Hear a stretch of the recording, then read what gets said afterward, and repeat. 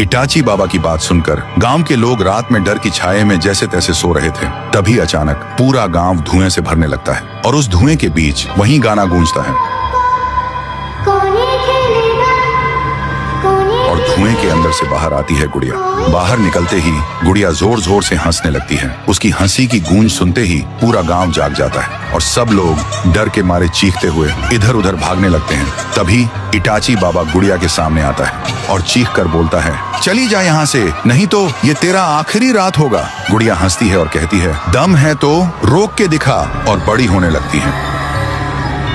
फिर आंखों से लाल लेजर निकल के गांव वालों पर सीधा हमला करने लगती है। इटाची बाबा भी गुड़िया को रोकने के लिए अपने मंत्र से हमले छोड़ता है, लेकिन उसके कोई भी हमले गुड़िया पर असर ही नहीं कर रहे थे। फिर इटाची बाबा अपना सबसे शक्तिशाली हमला करता है, लेकिन वह भी गुड़िया के सामने बेअसर पड़ता है। उधर गांव वाले डर के मारे घुटनों पर गिर जाते हैं और चीख कर पुकारते हैं, हमें बचाइए। तभी आसमान से एक तेज रोशनी गिरती है और उस रोशनी के साथ आते हैं पीहू और थुंग थुंग थुंग साहुर। गांव वाले घबराकर चीखते हैं, हमें बचाइए, वो गुड़िया पहले से ज्यादा शक्तिशाली होकर लौट आई है। तभी इटाची बाबा घायल होकर पीहू और साहुर के पास आता है और बोलता है, उस गुड़िया को आप दोनों की कोई भी शक्ति रोक नहीं पाएगी। दोनों पूछते हैं, पर तुम कौन हो?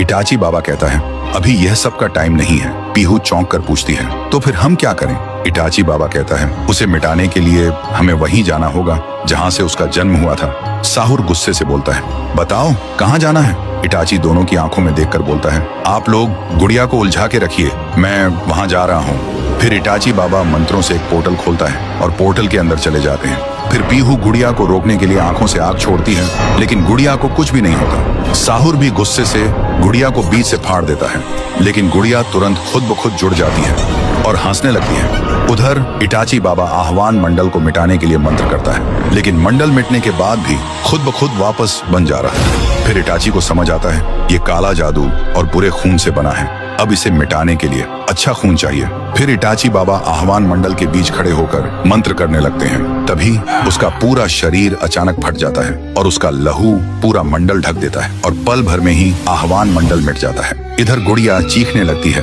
और छोटी होने लगती है और देखते ही देखते धूल बनकर हमेशा के लिए मिट जाती है। पीहू और साहुर की आंखों में आंसू आ जाते हैं, क्योंकि उन्हें समझ आ गया था इटाची बाबा ने गांव को बचाने के लिए खुद को कुर्बान कर दिया। फिर साहुर गांव वालों से बोलता है, इटाची बाबा को कभी मत भूलना, उन्होंने अपनी जान तुम सबके लिए दे दी। फिर पीहू और साहुर भी सबको अलविदा कहकर गांव से चले जाते हैं। कुछ साल बाद गांव वालों ने इटाची बाबा की याद में एक बड़ी सी मूर्ति गांव के बीचों बीच खड़ी कर दी, क्योंकि गुड़िया को मिटाने के बाद शांतिपुर फिर से पहले जैसा सुकून भरा गांव बन गया था। कमेंट करे, लाइक करे।